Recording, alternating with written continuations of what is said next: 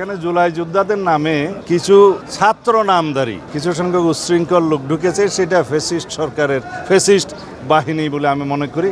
এখানে কোনো জুলাই যোদ্ধা সঠিক কোনো জুলাই অভ্যুত্থানের সাথে জড়িত আমার মনে হয় কোনো সংগঠন অথবা কোনো ব্যক্তি জড়িত থাকতে পারে না। এই জাতি মনে করে শহীদ রাষ্ট্রপতি জিয়াউর রহমানের এই সমাধি বাংলাদেশের স্বাধীনতার ঠিকানা এবং বহুদলীয় গণতন্ত্রের ভিত্তিমূল।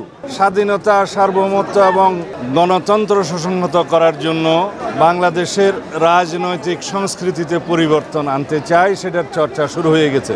বর্তমান সময়ে সবচাইতে যেটা বেশি জরুরি তা হচ্ছে গণতান্ত্রিক সংস্কৃতির চর্চা, এটা অব্যাহত রাখা, যার যাত্রা শুরু হয়েছে গতকালকে জুলাই জাতীয় সনদ স্বাক্ষরের মধ্য দিয়ে।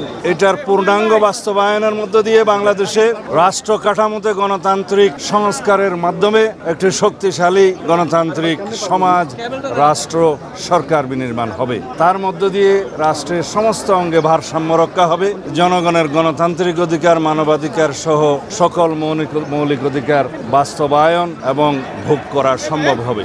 আমরা সেই জন্য নতুন যাত্রা শুরু করেছি। আমরা সবাইকে, সমগ্র জাতিকে, সকল জনগণকে আহ্বান জানাবো, ধৈর্য, সহনশীলতা, গণতান্ত্রিক সংস্কৃতি চর্চার মধ্য দিয়ে যেন আমরা এগিয়ে যাই। তাহলেই আমরা সত্যিকার অর্থে একটি কার্যকর, শক্তিশালী গণতান্ত্রিক রাষ্ট্র বিনির্মাণ করতে পারবো। আমাদের শহীদের আত্মত্যাগ এবং রক্তদান সফল হবে। আমার জানা মতে এনসিপি এবং 3টি কি 4টি বাম রাজনৈতিক দল স্বাক্ষর অনুষ্ঠানে যেতে পারে না। আমি বলবো না স্বাক্ষর করেনি, স্বাক্ষর করার সুযোগ উন্মুক্ত আছে। আশা করি তারা ভবিষ্যতে সনদে স্বাক্ষর করবেন।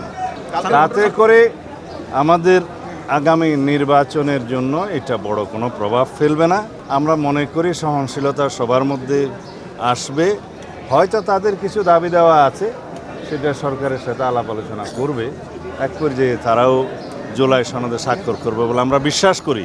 আর গণতন্ত্রের মধ্যে তো সবাই একমত হবে এমন তো নয়, সেটা উন্মুক্ত আছে, ভিন্ন মত থাকতেই পারে। জুলাই যোদ্ধা নামে একটি সংগঠন আমাদের সাথেও কথা বলেছিল, ঐক্যমত্য কমিশনের সাথে কথা বলেছে।